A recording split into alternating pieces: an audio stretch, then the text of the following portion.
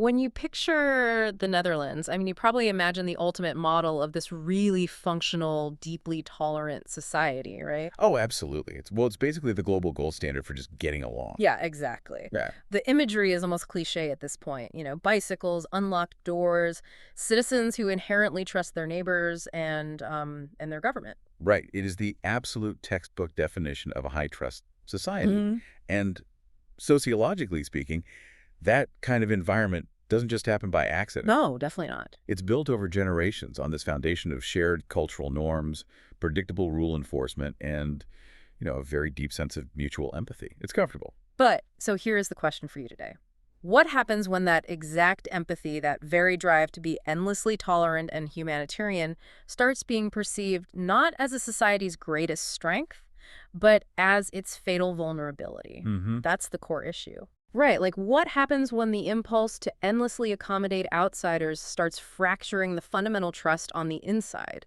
That is the exact tension we are exploring in our deep dive today. Yeah, and we are being guided today by a really blistering new analysis from Dutch journalist Geert Duk. We're taking his commentary on current Dutch asylum policies, rising crime, and really the cultural mindset of the political elite and putting it under the microscope.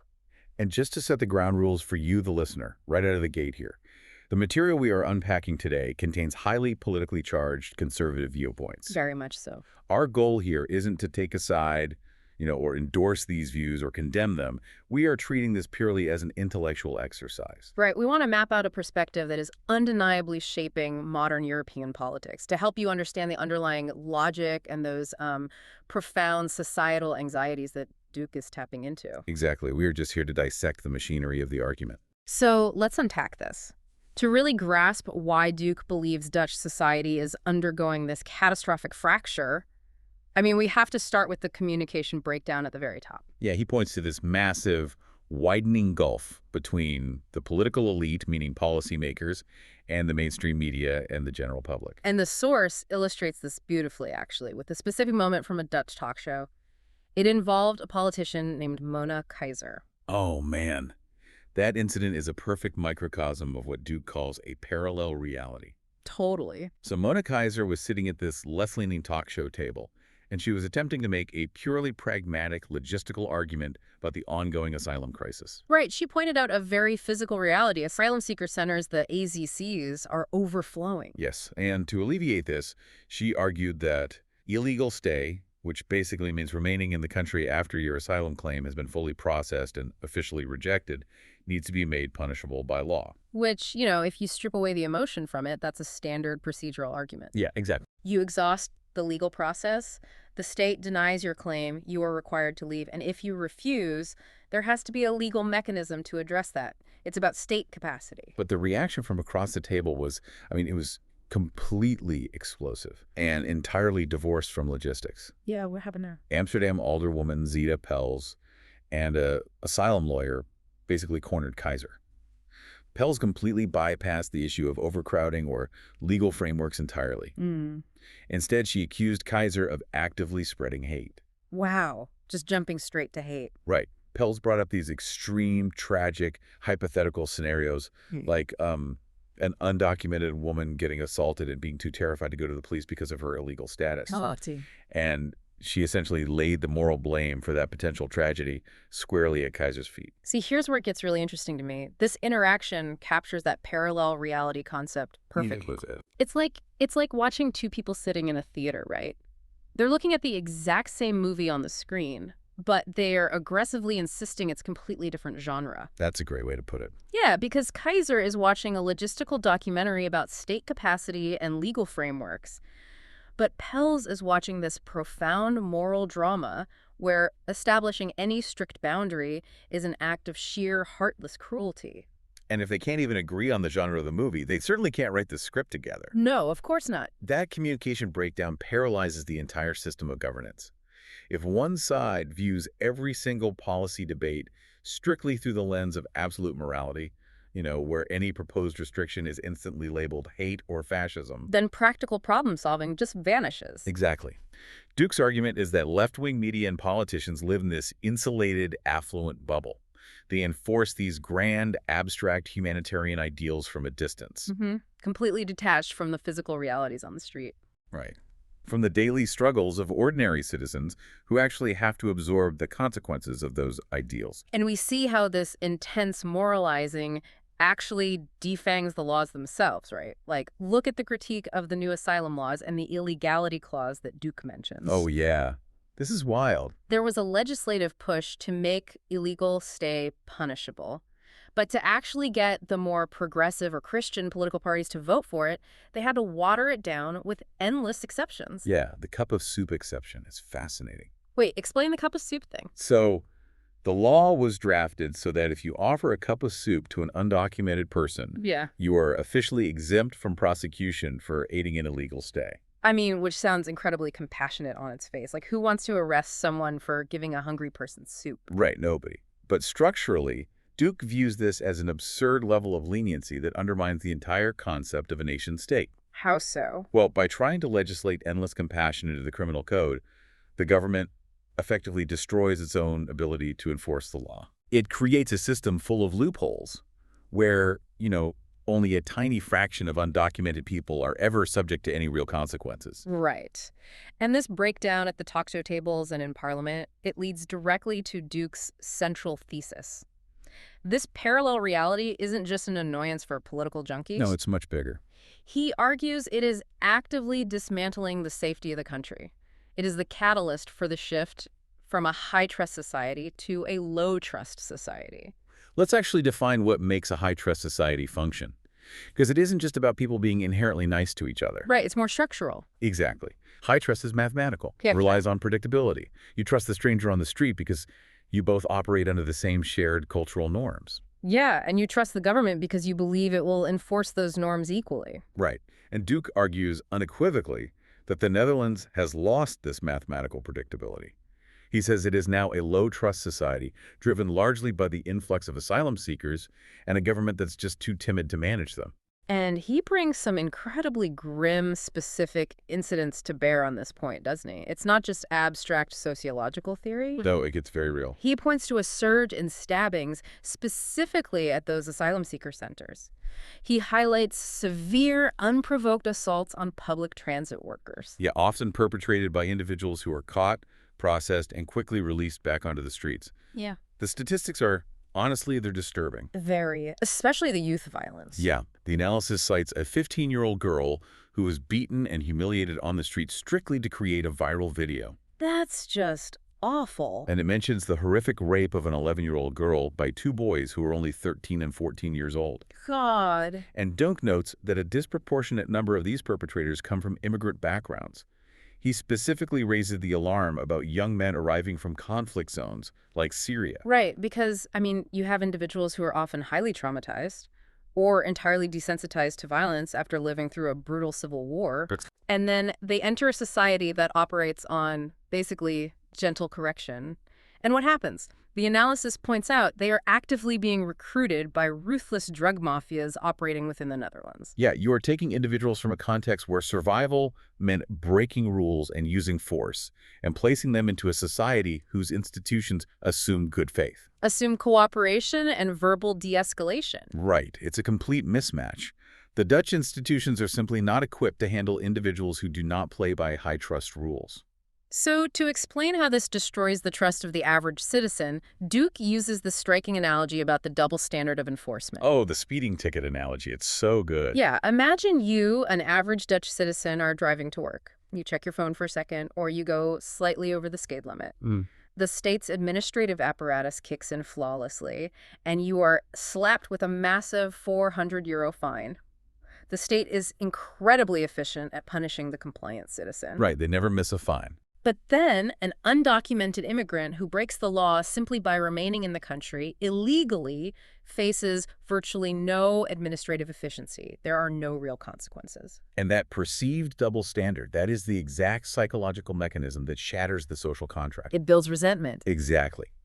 When the native population feels endlessly over-policed on minor administrative infractions, while severe street-level crimes or illegal stays go effectively unpunished, resentment just boils over. Yeah. They stop seeing the government as a protector and start seeing it as a hypocritical manager. Okay, I do have to push back on Duke's framing here, though. Okay, go for it. He places the blame incredibly heavily on the influx of asylum seekers itself and the lenient policies.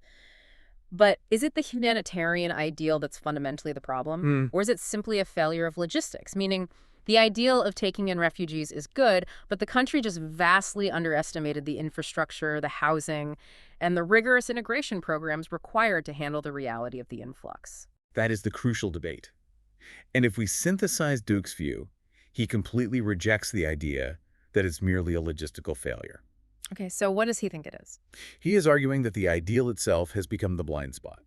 The pursuit of boundless humanitarianism has intentionally blinded European policymakers to the darker realities of human nature. Ah, and to deep cultural incompatibility. Exactly. In his view, a high-trust society and open borders are mutually exclusive. Wow, mutually exclusive. Yes, high trust requires shared norms and strict, unapologetic accountability. When a government prioritizes the comfort and accommodation of the outsider over the physical safety and predictability of the insider, the infrastructure will always fail. Because the underlying premise that everyone inherently wants to integrate and play by high trust rules is flawed. That's exactly his point. Which naturally leads us to look outward. Because if the current Dutch approach is failing as catastrophically as he claims, we have to ask, what is the alternative? How are other countries handling this pressure? Right. And Duke spends considerable time looking at international models to prove that harder, vastly different approaches are necessary. The primary cautionary tale he uses is the Swedish model. Yeah. For the longest time, Sweden was held up as the absolute pinnacle of this humanitarian ideal. Oh, absolutely. They openly, proudly stated they wanted to be a humanitarian superpower. Right. But they opened their doors wider than almost anyone else in Europe during the major migration waves. And the consequences of that idealism, well, according to this analysis, were devastating. Beyond devastating. Right. Sweden went from being one of the safest countries on Earth to experiencing unprecedented levels of gang violence, bombings, and shootings. Bombings? In Sweden? I know. It completely shocked their high-trust society to its core. What's fascinating to me isn't just that it happened, but how Sweden actually responded. I mean, they didn't just tweak their integration budgets. They pulled a staggering 180-degree turn. A total paradigm shift. Sweden has now implemented incredibly strict immigration laws. They introduced preventive stop-and-search policies, drastically expanded camera surveillance, and they are pushing for harsher punishments, even for violent offenders as young as 13 years old. Wow. And Duke is essentially ringing the alarm bell for the Netherlands here, warning that they are lagging just a few years behind on this exact same trajectory. Basically saying if they don't voluntarily adopt strict boundaries now, they will eventually be forced to do so by extreme violence, just like Sweden was. Precisely. If we think about this like a medical analogy, it really clarifies exactly what Duke is demanding. Okay, let's hear it. If a society is suffering from a severe infection, right, the violence, the breakdown of trust, the current European establishment is basically prescribing a mild, soothing ointment. Right, humanitarian rhetoric and soft community programs. Exactly, hoping the infection naturally heals. But Duke is looking at the infection and advocating for the absolute strongest antibiotics available. He wants harsh, system-shocking medicine, even knowing the side effects will be severe. I would actually take that analogy a step further based on his international examples. He points to President Nayib Bukele in El Salvador. Oh, right. Bukele didn't just use strong antibiotics. He performed a surgical amputation without anesthesia. That is intense, but accurate. Yeah. El Salvador was historically paralyzed by horrific cartel violence. So Bukele built massive mega prisons, suspended standard civil liberties, and locked up tens of thousands of suspected cartel members. It was an absolute unapologetic crackdown, and the international community was completely horrified by the human rights implications. They were. But Duke uses this extreme example to make a very specific philosophical point. A society actually can be made safe again. The streets can be reclaimed. Exactly. But it requires sheer, unapologetic political will. It requires leadership willing to absorb intense criticism from international human rights organizations. In order to prioritize the physical safety of the everyday citizen. Yes.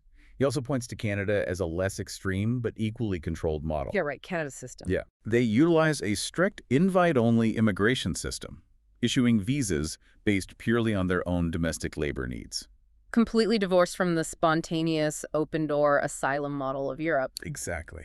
So if we connect this to the bigger picture, why does Duke believe Europe is so hesitant to take the strong medicine? It circles right back to the parallel reality we discussed at the talk show table. Duke believes the European political class is so paralyzed by moral vanity, so utterly terrified of being labeled fascist or hateful by their peers. That they would rather manage a slow, violent decline of their own cities than take the harsh, unapologetic actions required to restore order. That's his view, yes. And that fear of setting boundaries externally, it actually mirrors how the society is failing internally. Because Duke argues that the erosion of the high-trust society isn't entirely about immigration. No, it's not. He points to a profound moral decay from within, specifically taking aim at the liberal cultural attitude toward drug use. This is a vital pivot in his argument. He links the physical insecurity on the streets directly to a moral insecurity in the culture. The analysis introduces a book by Nicolette Copin. Oh, this part was heavy. Very. It collects absolutely heartbreaking stories from parents whose children have died from recreational drug use. And we need to be clear here, we are not just talking about decades of severe addiction. The cases highlighted include kids, like a 21-year-old girl who died after taking just one bad ecstasy pill at a party. Just one single pill. Resulting in days of seizures, organ failure, and death. It's truly a nightmare. And Duke directs his anger at what he calls the live and let live liberal mentality. For context, he specifically attributes this cultural mindset to mainstream liberal and progressive Dutch political parties, like the VVD and D66.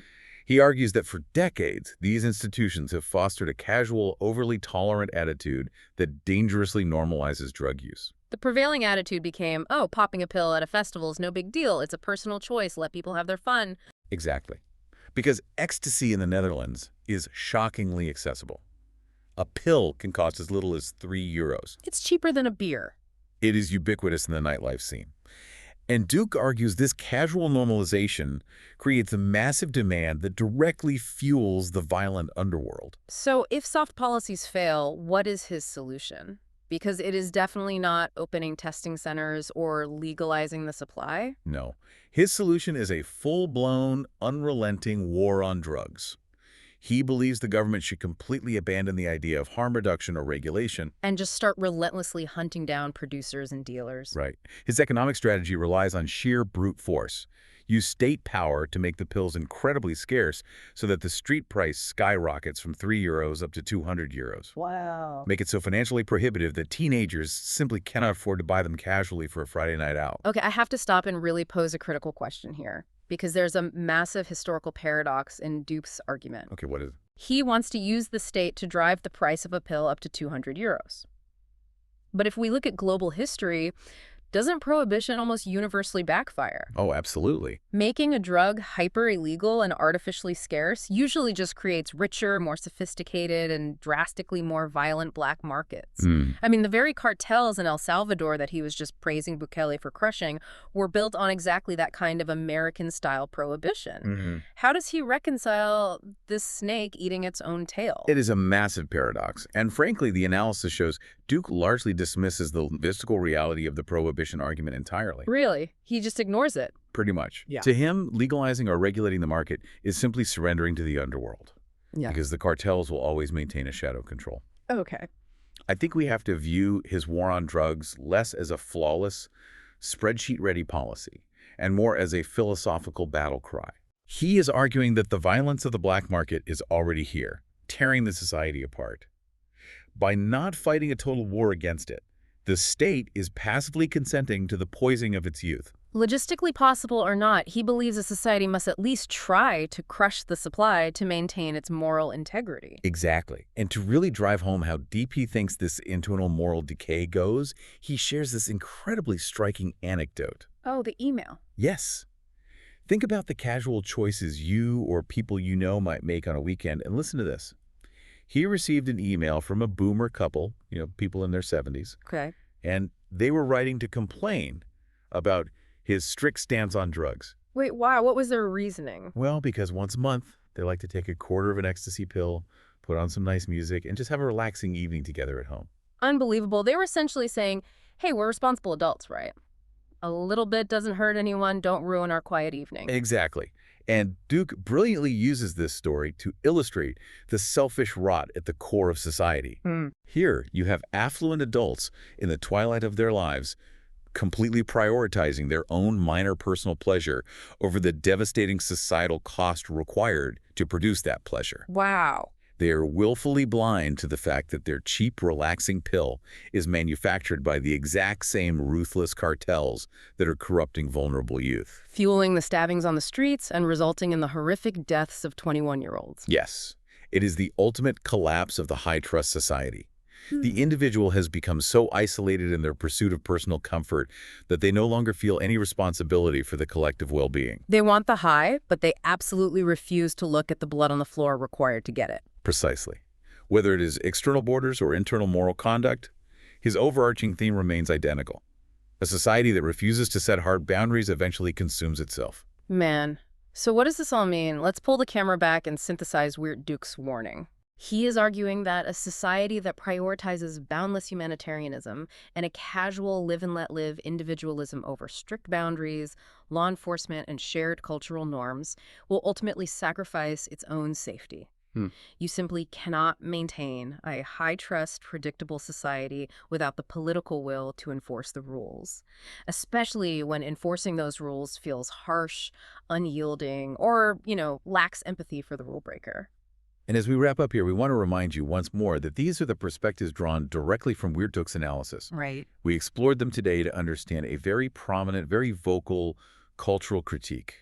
We are not taking a stance on whether his draconian solutions are the right path forward. No, absolutely not. But the deep societal anxieties he is pointing to are undeniably real, and they are radically reshaping the political landscape of Europe right now. It definitely leaves you with a heavy, lingering thought to mull over as you go about your day. Think back to that tension we started with, the potential danger of unchecked empathy. Yeah. What happens when the very institutions and ideologies built to protect the most vulnerable people in the world end up alienating and endangering the society that sustains them? It's a tough question. How can a modern liberal democracy possibly balance genuine human empathy with the practical and sometimes deeply harsh limits required to maintain a safe, functioning community? Because if that balance isn't found, the cracks in the foundation might just become a fracture that cannot be repaired.